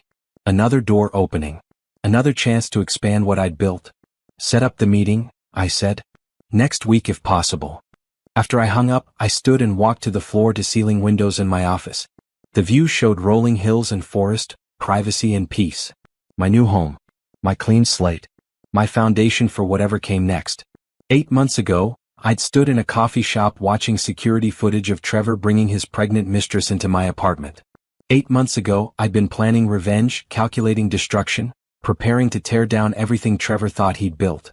But revenge wasn't what had sustained me through the aftermath. Revenge wasn't what had helped me navigate the legal battles and the media attention and the complicated truth that justice was messy and victory wasn't absolute. What had sustained me was the same thing that had built my empire in the first place. The determination to create something meaningful.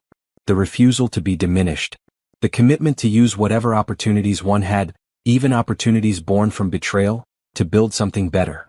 Trevor was in prison. Courtney was raising her baby. The Bennett family was recovering from scandal. And I was here, in my beautiful home, running my successful company, launching a foundation that mattered, and planning dinner with a man who respected me.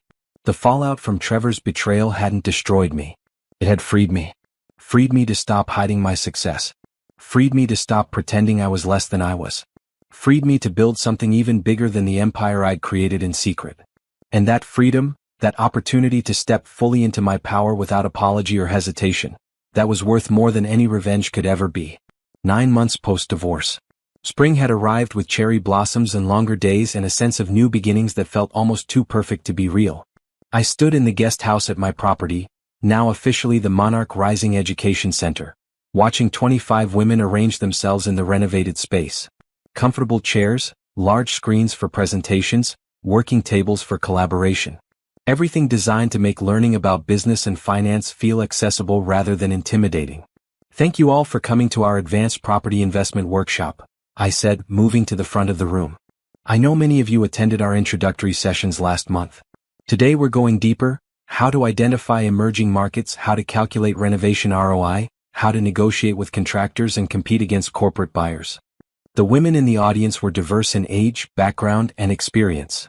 Some were young professionals looking to build wealth early. Others were middle-aged women restarting their lives after divorce or widowhood. A few were older women who'd spent their lives supporting others and were finally investing in themselves. Rachel sat in the front row. She'd spoken at our last workshop, sharing her story of rebuilding after her divorce. Her consulting business was thriving now, She already had 12 clients and a waiting list. She told me last week that she was looking to buy her first investment property. "I want to build an empire like you did," she'd said with a smile. I'd laughed. "Start with one property. The empire comes one smart decision at a time." Now, teaching these women about cash flow analysis and market timing, I felt more fulfilled than I'd ever felt during my 8 years of marriage. This was purpose. This was meaning. This was using my success to create opportunities for others. After the workshop ended, several women stayed behind to ask questions. One woman, maybe 50 years old with gray streaks in her dark hair, approached me last. "Thank you for this," she said simply. "My husband left me 2 years ago. I've been terrified about money ever since. But hearing you explain it all, showing us it's not as complicated as it seems, it makes me think I can actually do this." "You can," I assured her. "You absolutely can. Start small if you need to. But start. That's the most important thing." She smiled, tears in her eyes, and thanked me again before leaving. Margaret Bennett appeared in the doorway after the last woman left. "That was magnificent. You're a natural teacher. Thank you for being here. Where else would I be?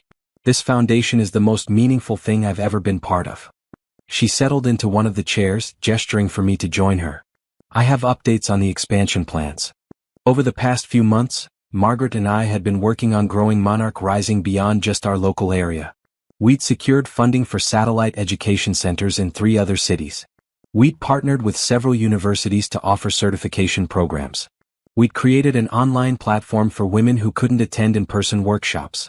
The foundation had become bigger than I'd ever imagined during those early planning stages. "The Seattle location is confirmed," Margaret said, pulling out her tablet. "We have the space leased, the director hired, and 12 workshops already scheduled for the fall. Portland and Denver are nearly finalized as well." "That's incredible." "It is. And there's something else I wanted to discuss." Margaret's expression became more serious. "Robert and I have been talking. About Trevor, about everything that happened. We want to make a formal apology to you." I shook my head. "You don't need to apologize for Trevor's choices. Not for his choices. For ours. For dismissing you for 8 years. For never asking about your work or taking your business seriously. For trusting Trevor to handle everything when we should have been paying attention ourselves. You couldn't have known what he was doing. Maybe not. But we could have known what you were doing. We could have celebrated your success. We could have recognized your talent and intelligence. Instead, we treated you like decoration at family dinners. And that was wrong." I was quiet for a moment. "Thank you for saying that. It means something. We also want to do something more concrete." Margaret pulled out a document. "This is a commitment from the Bennett Family Foundation to fund Monarch Rising for the next 5 years. $2 million annually, unrestricted funding that you can use however you see best." I stared at the document. "Margaret, I can't." "You can and you will. This isn't charity. This is investment in something meaningful. And it's Robert's and my way of saying we see you now. We see what you've built. We see what you're capable of. And we're sorry it took our son's catastrophic failure for us to recognize it." I took the document, emotion tightening my throat. "I don't know what to say." "Say you'll keep doing what you're doing. Keep empowering women. Keep building. Keep showing everyone what's possible when someone believes in themselves." After Margaret left, I sat alone in the education center, looking at the Bennett Family Foundation commitment. $10 million over 5 years. Enough to expand the foundation significantly. Enough to help hundreds, maybe thousands of women build their own financial independence. From betrayal to this. From Trevor trying to steal my apartment to his family funding my foundation. The transformation was extraordinary. My phone buzzed. "Daniel, how did the workshop go?" "Really well. These women are so eager to learn. It's inspiring." "I'm not surprised. You're inspiring. Listen, I know this might be too soon, but I wanted to ask you something." My heart rate picked up slightly. "Okay." "My company has an opportunity to bid on a major renovation project. A historic building downtown being converted into mixed-use space. Residential on top, commercial on the bottom. But I'd need a financial partner. Someone with experience in property investment and development." I immediately thought of you. I smiled. "Are you asking me to be your business partner?" "I'm asking if you'd consider it. I respect your expertise. I trust your judgment. And I think we'd work well together. No pressure though. If you're not interested or if it's too complicated given that we're also dating, I completely understand. Send me the project details," I said. "Let me look at the numbers." But yes, I'm interested. Very interested. After we hung up, I realized I was genuinely excited about the possibility. Not just because of the project itself, though it sounded promising, but because Daniel had come to me as an equal, asking for partnership rather than rescue or subordination. This was what healthy partnership looked like. Mutual respect. Shared goals. Recognition of each other's strengths. So different from my marriage to Trevor, where I'd had to hide my strengths to avoid threatening his ego. I gathered my materials and locked up the education center. As I walked back to my main house, my phone buzzed with an email notification. The business magazine that had profiled me 6 months ago wanted to do a follow-up story. The Empire Grows, How Gabrielle Bennett Turned Personal Betrayal into Purpose. I'd stopped trying to avoid the betrayal narrative. It was part of my story now, whether I liked it or not. But I'd also learned to control how that story was told. It wasn't about poor victimized wife destroyed by cheating husband. It was about intelligent woman who'd built success in silence, then refused to let betrayal define her future. That narrative had power. It resonated with people. And if my story could help other people, particularly other women, see their own potential, then maybe having my private life exposed was worth it. My mother would have been proud. She'd passed away 4 years ago, before Trevor's betrayal, before the divorce, before the foundation. But she'd known about my real estate investments. She'd been the only one I'd told in those early years, and she'd been delighted. "You're doing exactly what I taught you," she'd said. "Building your own security. Making sure no one can take your power away." "Trevor doesn't know," I'd admitted. "Good. Keep it that way until you're ready to tell him. Some men can't handle their wives being more successful than they are." She'd been right about that. Trevor hadn't just been unable to handle my success. He'd been completely oblivious to it until it was too late. Inside my house, I poured a glass of wine and settled into my home office. The Henderson Group meeting had led to a partnership managing several of their commercial properties. The profit-sharing agreement was generous, and it had introduced me to a network of other female executives and investors. Opportunities were multiplying, each one leading to 3 more. My portfolio was up to $58 million now, recovering from the Bennett family repayment and then some. I just closed on a mixed-use property similar to the one Daniel was proposing, commercial retail on the ground floor, luxury apartments above.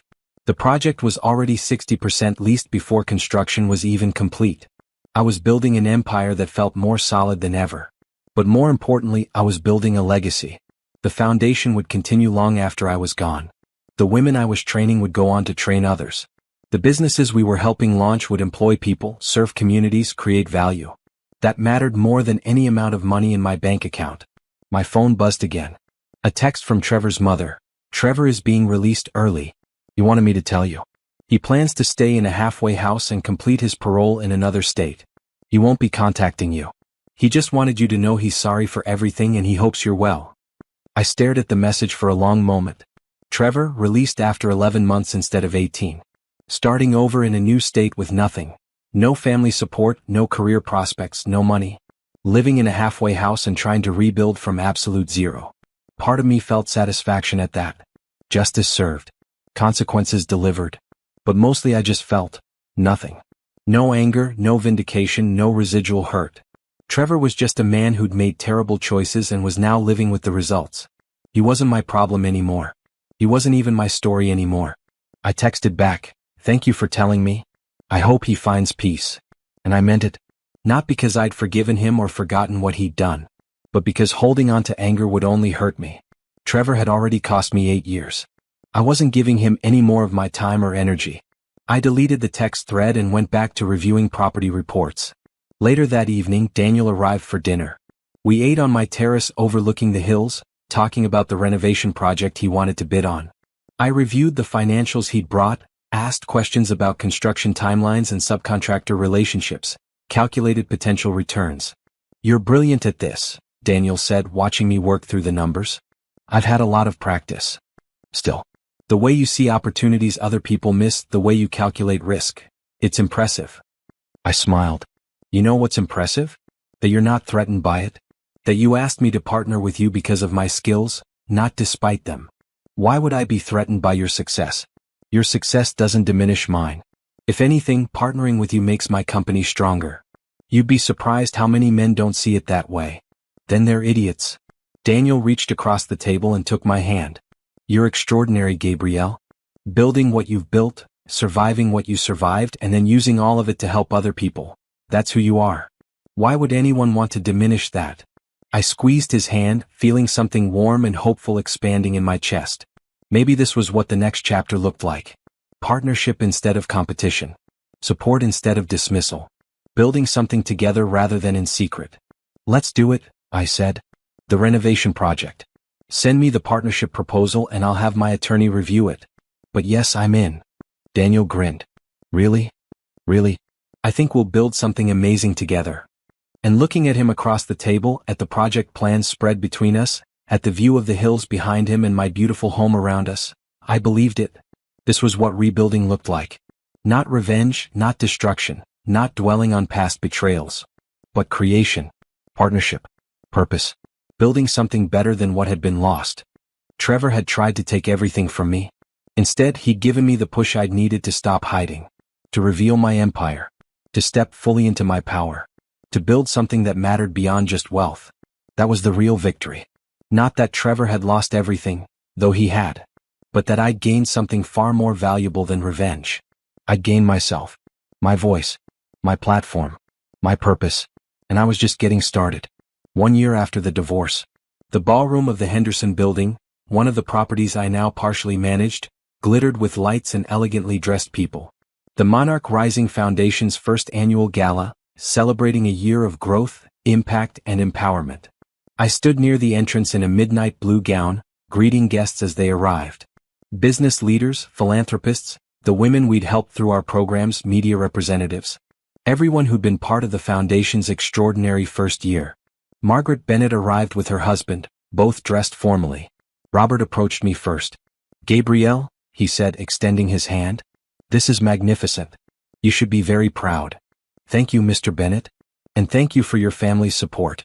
The Bennett Foundation's funding has been transformative." "It's Robert, please. And we're honored to be part of what you're building. I spoke with the Henderson Group CEO last week. She mentioned your management of their properties has increased their portfolio value by 18% in 6 months. That's extraordinary. I have a good team." "You have excellent judgment," Robert corrected. "Which is why I wanted to discuss something with you tonight. Bennett Company is looking to diversify our holdings. We're interested in exploring a real estate division, and frankly, there's no one I'd trust more to consult on that than you." I blinked, surprised. "You want me to consult for Bennett Company?" "I want you to consider becoming a partner in Bennett Company's real estate ventures. Not an employee, a partner. Equal voice, equal profit sharing. Your expertise combined with our capital could be very successful." Margaret touched her husband's arm. "What Robert is trying to say is that we've learned our lesson. We'll never again dismiss someone's talent or capability based on assumptions. We see what you've built and we want to be part of it in the right way." "Let me think about it," I said carefully. "I appreciate the offer and I'm interested. But I'd need to review the partnership structure carefully." "Of course. Take all the time you need." Robert smiled. "We're not going anywhere." As they moved into the ballroom, Daniel appeared at my elbow, looking handsome in his tuxedo. "Was that what I think it was? A business proposition from my ex-husband's family, yes. That's complicated." "Everything is complicated," I said with a smile. "But sometimes complicated is good. Our renovation project is complicated, and it's working beautifully." It was true. The historic building renovation was ahead of schedule and under budget. We'd already pre-leased 80% of the commercial space and had a waiting list for the residential units. The partnership between Daniel's construction expertise and my property management skills had proven to be extraordinarily effective. More than that, our personal relationship had grown steadily stronger. No rushing, no pressure, just two people building something together at their own pace. It was healthy and respectful and nothing like my marriage to Trevor had been. The gala began with a reception where guests mingled and viewed displays showing the foundation's impact. Photographs of women at workshops. Testimonials from the 12 businesses we'd helped launch. Financial data showing how our programs were creating measurable economic empowerment. Rachel stood by one of the displays, talking animatedly with a group of potential donors. Her consulting business had grown so much that she just hired 2 employees. She'd also purchased her first investment property, a duplex that she was renovating with help from connections she'd made through the foundation. "She's a success story you should be proud of," Patricia said, appearing beside me with a glass of champagne. "She did the work herself. We just provided resources and community. Don't minimize what you've created here, Gabrielle. This foundation is changing lives. That matters. Patricia had become more than my attorney over the past year. She'd become a friend and an advisor. She served on the foundation's board and had been instrumental in navigating the legal complexities of expansion. How does it feel? Patricia asked. Standing here a year after everything fell apart, looking at what you've built from it? It feels like winning, I said honestly. Not because Trevor lost, but because I gained something real. The formal program began with Margaret Bennett giving the welcome speech.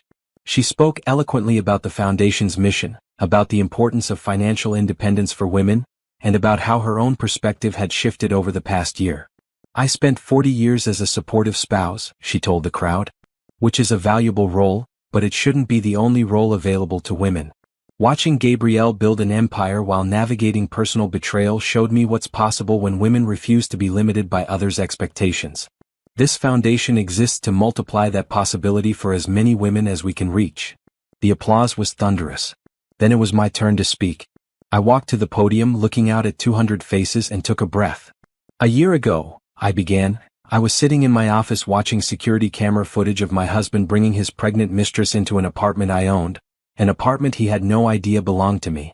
In that moment, I could have chosen pure revenge. I could have focused entirely on destroying him. But instead, I chose to build something bigger than my anger.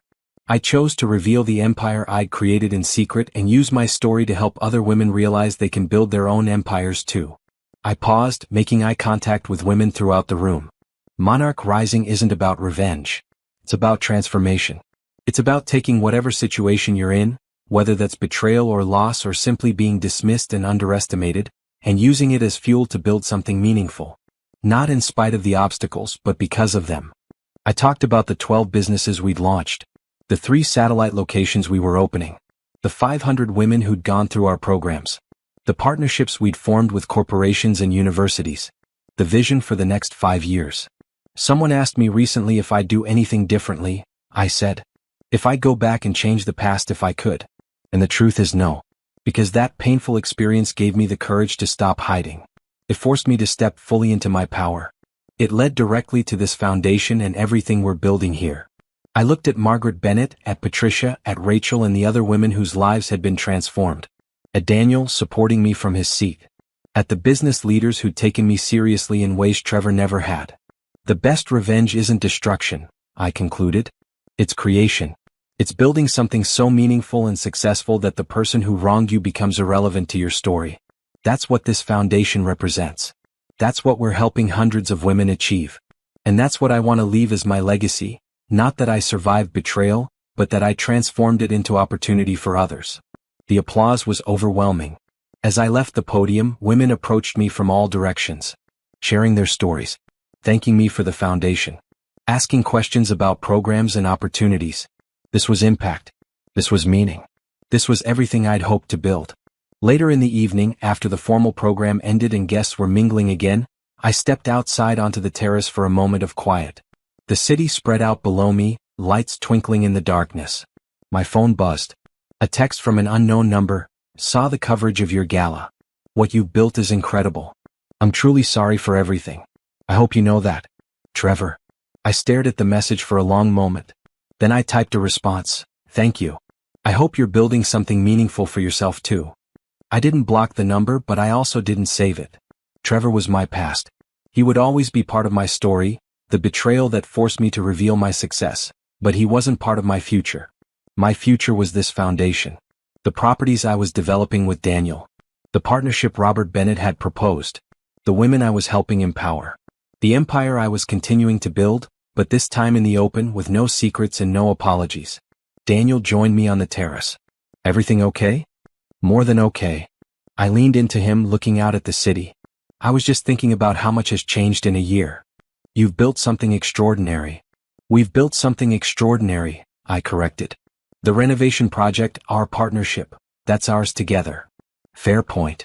He wrapped his arm around my waist. So what's next? More properties? Another foundation location? World domination? I laughed. Maybe all of the above. I've learned not to limit my ambitions. Good. Because watching you dream big and then achieve those dreams is one of my favorite things about you. I turned to look at him. You know what I've learned this year? That the right partner doesn't diminish your success, they amplify it. They celebrate it. They want to build alongside you, not instead of you. Is this your way of saying I'm the right partner? Maybe. I'm also saying I'm glad I didn't let Trevor's betrayal make me afraid of partnership. Because what we have, both business and personal, is so much better than anything I had before. Daniel kissed me softly. To building something better together. Together, I agreed. We went back inside to the gala, to the celebration of everything the foundation had achieved. But I carried that moment with me, that clarity about what I'd learned and what I'd built and who I'd become.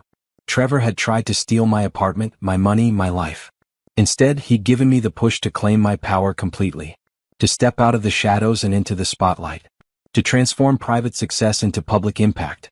The Riverside penthouse was sold and gone. My marriage was ended and irrelevant. Trevor was rebuilding his life in another state far from mine. But I was here. In my beautiful home with my thriving business and my meaningful foundation and my healthy relationship. Building something bigger than myself. Creating opportunities for others. Living fully in my power without apology or hesitation. That was the crown I wore now, not the one Trevor had tried to steal, but the one I'd forged myself through intelligence, determination, and the refusal to be diminished. A crown made of success, of impact, of transformation, of everything I'd built from the ashes of betrayal. And I wore it with pride. The empire was no longer secret. The victory was no longer just mine. I'd taken everything Trevor had tried to destroy and transformed it into something that would outlive us both. A foundation that would empower women for generations, a business that created value and opportunity, a life that proved success was always the best response to betrayal. Trevor had unknowingly given me his pregnant mistress and my apartment as the catalyst for revelation. I'd turned that catalyst into a crown. And I was never taking it off.